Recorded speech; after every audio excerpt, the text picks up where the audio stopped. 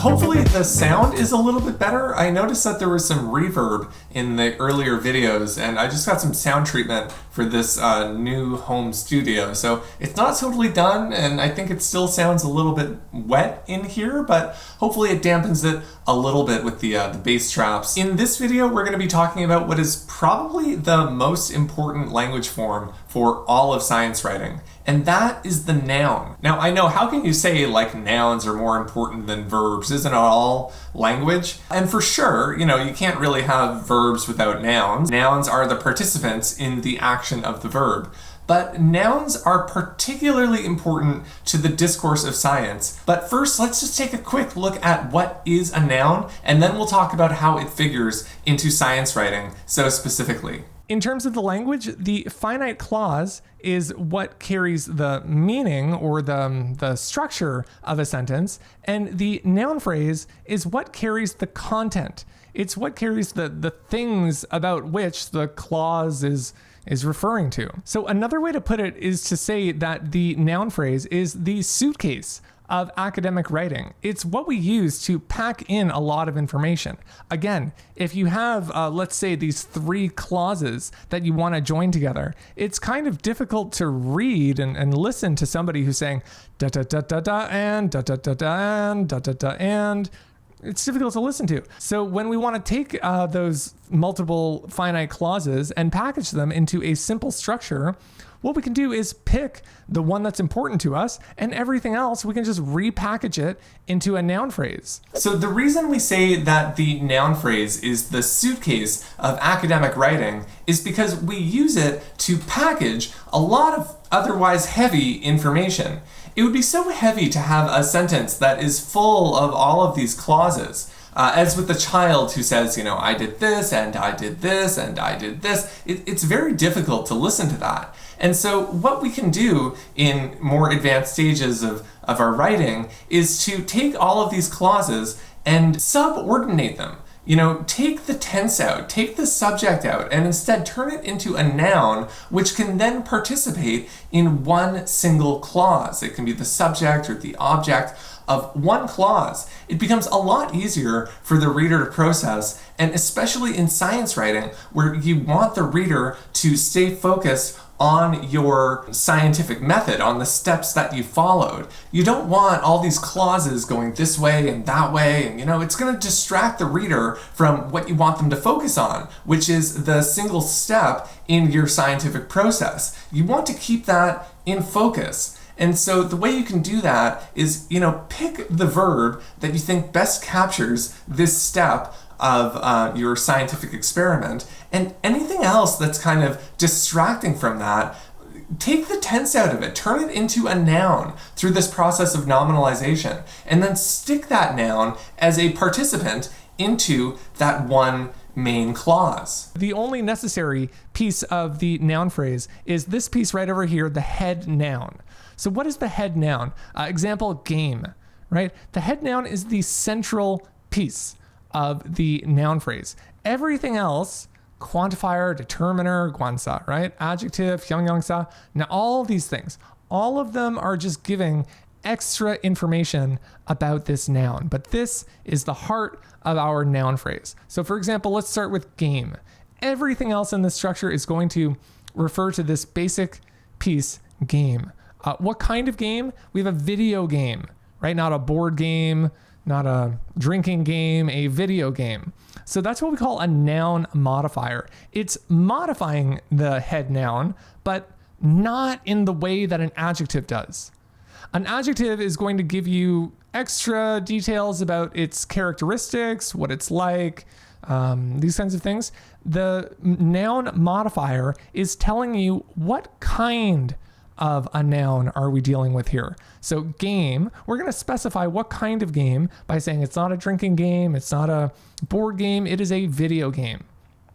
So it's different than an adjective. Before we talk about adjectives and adverbs, just note that let's begin with determiners. In Korean, these are so hard for English learners, I know. Hopefully we'll be able to demystify these a little bit for you. But as you know, a determiner is something that specifies which member, this is the way I like to put it. The determiner tells us which member of the noun group we're talking about.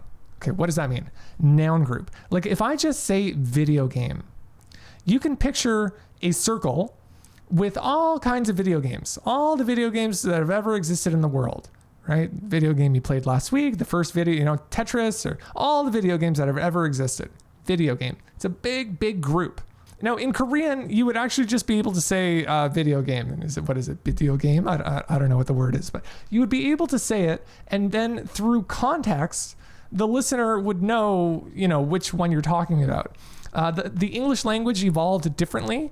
It's not quite such a telepathic language. Oh, telepathy, thank you. It's not quite so telepathic. So we need to indicate to the listener or the reader, a way of putting it is which member of the noun group we're talking about.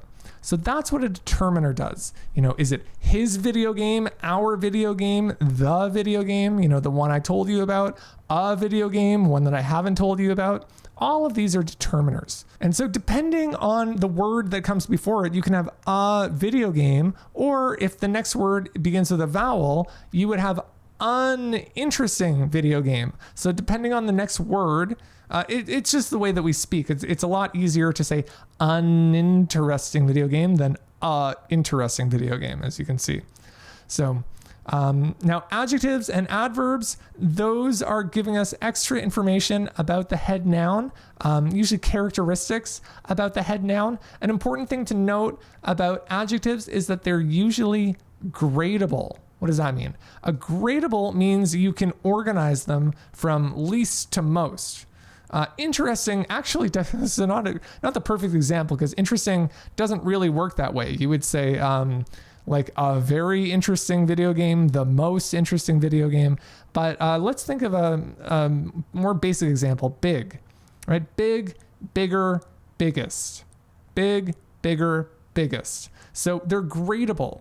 That's how you know it's an adjective. And that's how you know that video is not an adjective, right? Video is modifying the noun, but not in the way that adjectives do. Adjectives tell us about characteristics. They're usually gradable.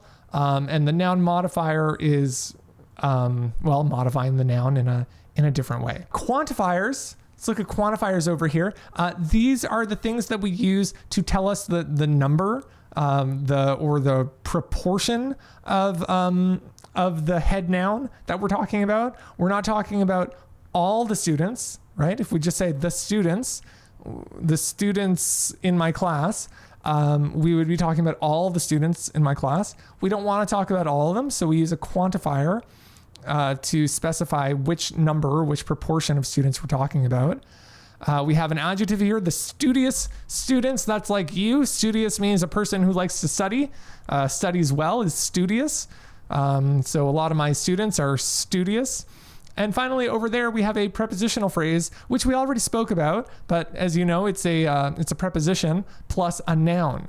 And so again, everything in this structure is referring to the head noun. So the students are in my class. Which kind of students? University students. How are they? What kind of university students are there? They're studious, right? And how many of them? All of them? A few of them. So that's what's going on here in this structure. And then the last piece over here, we're going to be looking at a little bit later when we're talking about embedded clauses, which we spoke about at the very beginning. But just so you know what's happening over here, we can put another clause into this noun phrase. So let's say a few of the studious university students in my class who are interested in AI. See, that's a clause in itself. You can picture another sentence that says, the students in my class are interested in AI, right? And so we've just taken that clause, which would be another sentence at the very basic level. If you say, the students in my class, and, right? Instead of doing that, we're taking that clause and we're baking it into the noun phrase. So we have now one noun that says a few of the students, university students in my class who are interested in AI. as you can see on the top there, it actually has in brackets reduced. That's the last stage that Hunt was talking about in terms of the development of a writer. Whenever we have these embedded clauses, we can sometimes reduce them to a good effect. And what reducing means is taking out the finite part of that clause, the part with tense. See, if you leave that who are, they are, that's another clause. And so what you get is this kind of like Matryoshka doll situation, a clause inside of a clause inside of a clause. It's kind of heavy. It's difficult, more difficult to process than something that's reduced. And this would be a very natural, very fluent way of saying this, to say a few of the studious university students in my class interested in AI. And what about these students? Well, we're going to take a look at how we can use these noun phrases now in a finite clause. It's really cool to see the way that the scientific method becomes reflected in the language of scientific discourse. Because in science, what we're trying to do is basically begin with a known fact about the world, a maxim or an accepted truth, and to move along a careful chain of inference towards a logical conclusion. And that process, that scientific method, actually becomes reflected in the kind of language that we use in scientific discourse, and specifically in the way that we build our sentences. In scientific discourse, we represent these steps with a single clause. So it becomes very useful to use nouns in order to simplify our clauses. If you're just describing one step in your experiment, then you don't want 2, 3, 4 clauses just to describe one moment. It's just one step, and so we only want to represent that with a single clause. So let's say you're describing one single step in your experiment, but you're using multiple clauses. Well, how can you reduce that? You don't just want to delete the information. Well, what we can do is take those clauses and repackage them into nouns so that there is only a single clause that is representing this discrete step in the process. That's the key of science writing. That's why in science writing we have these long, heavy noun phrases, because we want to reduce the complexity so that each sentence and each clause represents a single step in that process. It would be so heavy to say, there are a few students in my class. Those students are interested in AI. Those students played an interesting video game. The video game was in the PC. It's so heavy, right? So we use the noun phrase structure in order to condense this information to make it easier for the reader to process. And so what we get is a few of the studious university students in my class who are interested in AI. What did they do? They played an interesting video game. Where did they play it? In the PC bang. Now notice here we have a prepositional phrase in the PC bang. That is modifying play. That's telling us where they played.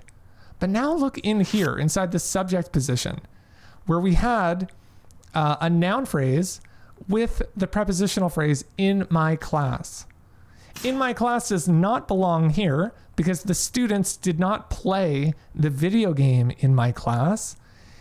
In my class belongs in here because it's modifying the students. These next few sentences come from a pretty interesting book called The Moral Landscape, which is by neuroscientist and philosopher Sam Harris. When a lot of people argue about atheism and the role of science in society, they say that we can't just throw out religion completely because we need it in order to determine values. The philosopher David Hume famously said that you cannot get an ought from an is. In other words, we can use science to tell us what the world is, but we need something like religion in order to determine values, to say that one thing is better than another, and that we ought to act in a certain way. But in this interesting book, Sam Harris is arguing that we can use science to determine moral values. And anyway, the next few sentences in this slide are going to be taken from that book. And so we see here that the noun phrase is there in the subject position. You already knew that. We talked about how you can put a noun in the subject position, but we also see nouns in different positions. We have a noun here in the object as the object of that verb in the complement position. We have a complex adaptation to an intensely social life. And then finally, noun phrases can be the objects of prepositions. We spoke about this, right? We said a prepositional phrase is always a preposition plus a noun. So here we have a noun phrase, unintensely social life, as the object of the preposition to. So those are the three places where you can put noun phrases. Just a quick note about prepositions. We spoke about them already, but if you recall, when we were talking about the different things that can fit in the subject position, and I said that really, don't worry about this big list because they're all basically nouns. It's the same here. So we've said that a preposition always attaches to a noun. And so when I'm giving this list of ing and wh, they're all the same thing. These are all nouns. The problem is that people often think that a noun is a person, place, or thing, and that's wrong. A noun is the kind of thing that can attach to a preposition and an article, like the. That's how you tell if it's a noun or not. So whenever we say that the preposition can attach to a noun, all of these things are nouns. So we have noun phrases and pronouns, right? In the laboratory. Okay. Fair enough. For the chemist, right? That's a noun and a pronoun. We also have an ing non-finite, but again, that is essentially a noun phrase. So we have by measuring the compound, right? By measuring the compound, that's a noun. Even though it looks like a verb, there's no tense. Ing is non-finite, so it's a noun. By measuring the compound. Despite, this is an interesting, not many people recognize this, but despite is a preposition. That's going to become important later on. People don't realize that despite is a preposition and it creates some confusion. So just try to remember that if you can, that despite is a preposition. Okay. Despite hearing the bell. Again, an ing, it's a preposition attached to a noun. And finally, WH noun clauses. What does that mean? What caused the reaction? It looks like a clause, right? But it begins with WH and it's functioning as a noun. And later on, we'll look at why. But all these things are essentially nouns. So in what caused the reaction. So we can have a sentence like, scientists are interested in what caused the reaction. That's what they're interested in what caused the reaction. These next few sentences are taken from the book Behave by the neuroscientist and primatologist Robert Sapolsky. At one point in the book, he makes a really interesting point, which is to say that there is a connection between the agriculture here in Asia and the values that grow out of it.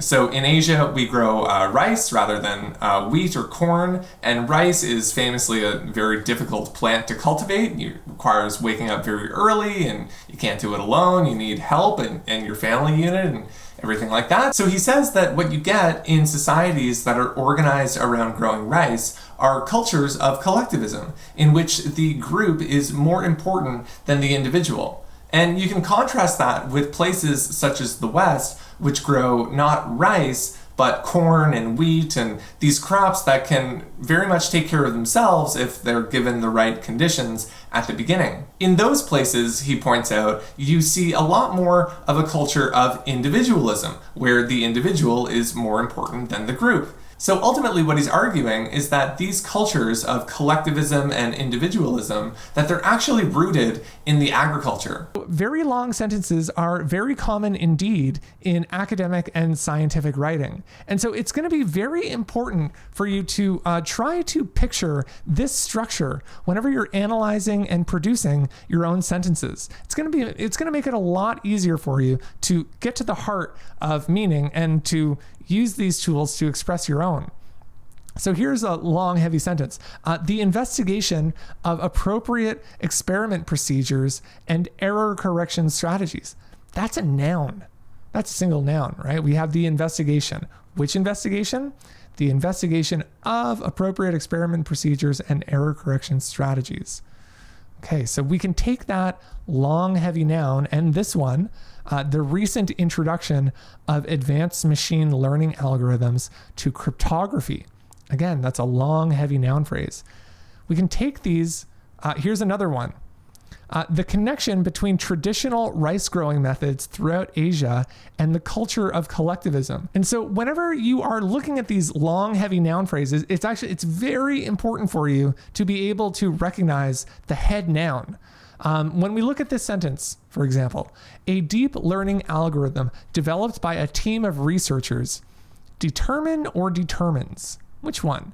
Determine or determines who is at risk for cardiac death and when it occurs. This is, they're using AI in medicine a lot more. And so they have these algorithms that will determine, who is at risk for heart conditions. And the question here is, which one would you choose? Determine or determines? I'll give you a second. You can pause the video if you want.